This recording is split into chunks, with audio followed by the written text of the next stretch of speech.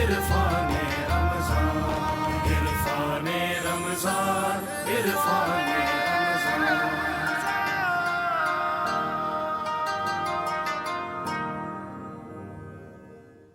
خوش آمدید آپ کو عرفان رمضان میں خیر مقدم کہتا ہوں، اور آج وظیفہ ایک خاص لینا چاہتا ہوں، پہلے ہی روزے سے لینا چاہ رہا ہوں کیونکہ بہت سے افراد ایسے ہیں یقینی طور سے شدت گرمی کے باعث تھک جاتے ہوں گے اور پھر ضعف آ جاتا ہوگا، تھکاوٹ آ جاتی ہوگی، بعض اوقات نیند بھی بہت زیادہ آتی ہوگی۔ تو پھر لیجئے مولانا صاحب، کیا وظیفہ ہے جس کی وجہ سے روزہ ہمیں لگے نہیں شدت کے ساتھ اور آسانی سے گزر جائے اور پھر افطار بھی اطمینان سے کر لیں؟ ایک صحابی رضی اللہ تعالیٰ عنہ،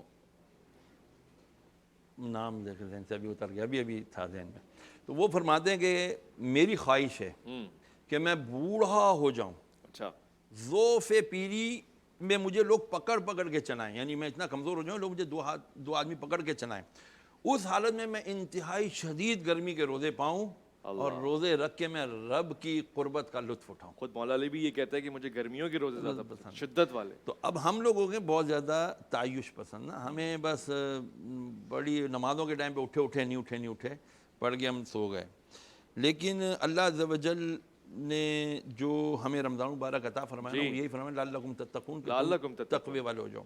مجھے نبی کریم علیہ السلام کی ایک حدیث مبارکہ یاد آتی ہے، آقا نے فرمایا کہ بندے کے حق میں سب سے زیادہ جس کی سفارش شفاعت قبول ہوگی نا، وہ ہے قرآن مجید۔ سبحان اللہ، سبحان، بے شک ایسے ہی، بے شک ایسے۔ قبر میں بھی اس کو بالکل عذاب قبر سے اگر کوئی بچا سکتا ہے تو وہ قرآن مجید کی تلاوت ہے۔ بے شک ایسے۔ تو میں صرف اپنے دوستوں احباب کو دیکھنے والوں کو صرف اتنا کہوں گا، میں نہیں کہتا پورے قرآن 1 2 5 10 قرآن ختم کرو، صحیح، ایک قرآن ختم کرو، نہیں ہوتا کوئی بات نہیں، ایک سپارہ پڑھ لو ترجمے کے ساتھ، صحیح، تفسیر کے ساتھ، صحیح، سمجھ کے پڑھ لو، اللہ کرے ہمیں یہ کلام الہی سمجھ میں آ جائے، یہی سب سے بڑا وظیفہ ہے۔ بہت اچھے، بہت اچھے، بہت بڑا وظیفہ۔ ایک لائیو کالر بھی ہمارے ساتھ جڑے ہوئے ہیں، ان کو خوش آمدید کہنا چاہتا ہوں۔ السلام علیکم ورحمۃ اللہ وبرکاتہ۔ وعلیکم السلام۔ جی بہن، جی کون صاحبہ، کہاں سے؟ جی میرا نام صبا ہے، میں لاہور سے بات کر رہی ہوں۔ کیا فرمائیں گی، کچھ پوچھنا چاہیں گی وظائف کے حوالے سے عرفان رمضان میں؟ جی میری بیٹی نا 1.5 سال کی ہو گئی ہے، یہ تقریباً شادی کے 2 سال بعد پیدا ہوئی تھی، لیکن یہ ابھی تک یعنی کہ نہ اٹھتی بیٹھتی ہے نہ کچھ سمجھتی ہے، ایون کہ اس کو میری پہچان تک نہیں ہے۔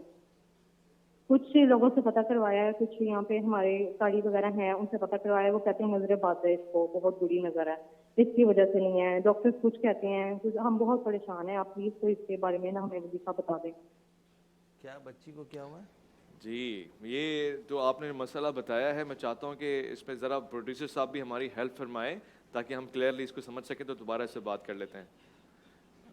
اٹھنے اور بیٹھنے کا مسئلہ ہے جو میں سمجھ پایا۔ کتنی عمر ہے؟ چھوٹی بچی ہے، 1.5 سال کی بچی ہے، اور ظاہر ہے اس میں اٹھنے بیٹھنے کے مسائل آ رہے ہیں، پریشانی بہت زیادہ ہے۔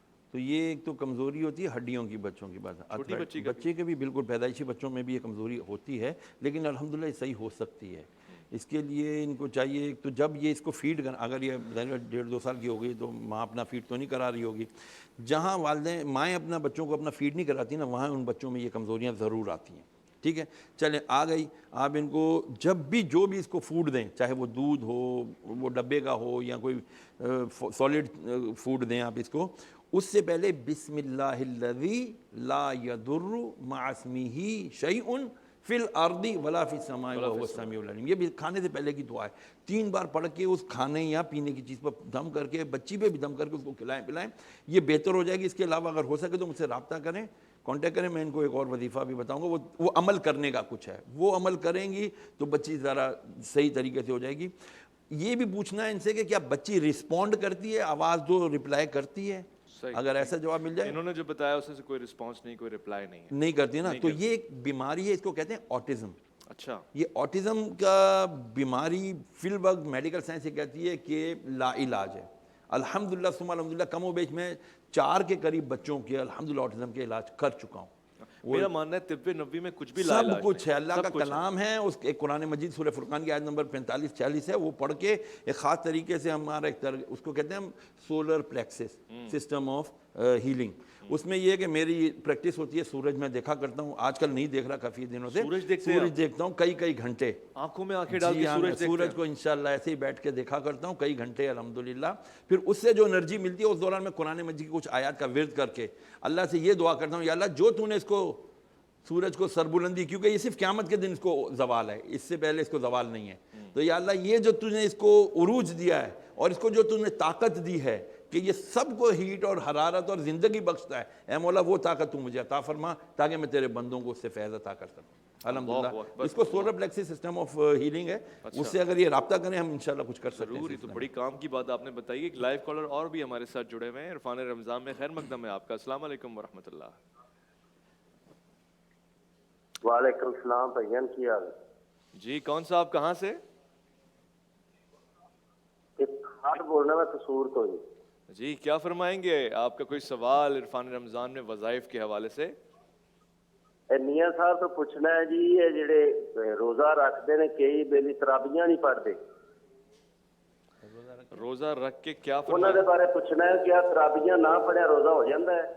तरावियाँ ना पढ़े तो रोज़ा हो जाता है। हाँ, तरावियाँ अलग इबादत हैं, रोज़ा अलग इबादत हैं, और कुतिबा अलैकुम सियाम यानी रोज़े आप पे वाजिब किए गए हैं। तरावी अलग मामला है, क़यामुल लैल अलग मामला है, नमाज शब तहज्जुद अलग मामला है। मगर मौलाना साहब कुछ बताएं ना इनको क्या किया? रोज़े अल्लाह ने फ़र्ज़ किए जैसे पिछली उम्मतों में भी फ़र्ज़ किया, अल्लाह फरमा रहा कुरान में, ठीक है ना।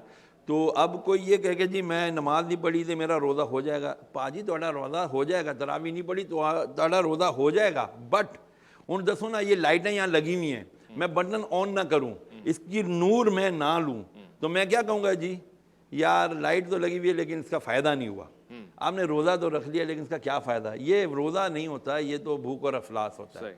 लेकिन बहरहाल आपको फ़र्ज़ रोज़ा अदा करने का फ़र्जियत आपके ऊपर से हो जाएगी, साकित हो जाएगी कि आपने फ़र्ज़ तो अदा कर दिया, लेकिन अब उस फ़र्ज़ में मना नहीं। जैसे आदमी झोंपड़ी में भी रहता है, महल में भी रहता है, आप झोंपड़ी में रहना पसंद कर लें या महल में रहना पसंद कर। आखिरी हिस्सा है प्रोग्राम का वज़ाइफ का, तो फिर एक ऐसा वजीफ़ा बताएं कि सुबह बेदारी नहीं होती, नींद से आँख नहीं उठती है, सहरी कैसे करें? जब आँख नहीं खुलती नींद से तो रात को सोने से पहले ही कुछ खा पी के सो जाया करें और फजर का अलार्म लगा के उठ जाया करें। इसमें मुझे नहीं समझ में आता यार, जो प्रैक्टिकल चीज़ें करने वाली होती हैं उस पर आप क्यों वजीफे मांगते हैं? भाई कोई तो काम लेना ही लेना है वज़ाइफ से अपने आखिरकार। अच्छा एक ये मसला इस तरह हल कर लेते हैं, मेरी अलार्म क्लॉक भी नहीं बजती है, कहते हैं बाज़-ए-औक़ात आपको वो क्या होते हैं मौक़िलात होते हैं या हमज़ाद होता है, वो उठाता है आपको आवाज़ देके। आप नियत करें और सूरे कौसर 7 मरतबा पढ़ के सो जाया करें। नियत कर लें जी मुझे सुबह 4 बजे उठना है, I am definite dead sure आप 4 बजे उठेंगे इंशाअल्लाह। 7 बार सूरे कौसर पढ़ने में कितनी ताकत है। मौलाना शहरियार दाऊद का मैं इंतहाई शुक्रगुजार हूँ और यकीन के साथ कि पूरा रमज़ान हमारा ये सफ़र जारी रहेगा। ख़ास सवाल आपके होंगे, ख़ास जवाब इनके होंगे। मैं इस दुआ के साथ अगले सेगमेंट की तरफ बढ़ रहा हूँ कि परवरदिगार हबली माफ़ कर दे, बख्शिश कर दे, मग़फ़िरत कर दे, दूर कर दे जुर्मी, ये जो मेरे जुर्म है ना फ़ी ही इस माह में परवरदिगार, और बहुत सारे जुर्म है जिसका मैंने इरादा कर रखा था, ज़ाइल कर दे, गफलत वालों से बचा ले, होशियार वालों में रख दे। एक मुख्तसर वफ़ा अलिफ़-लाम-मीम में, और अलिफ़-लाम-मीम में ज़बान से इसलिए कह रहा हूँ क्योंकि मुझे रट चुका है। वैसे ये इरफ़ान रमज़ान है, इसमें आपका खैर मकदम भी है, इंतज़ार भी है। कुछ देर के बाद दोबारा मुलाकात होती है इंशाअल्लाह। इरफ़ान रमज़ान।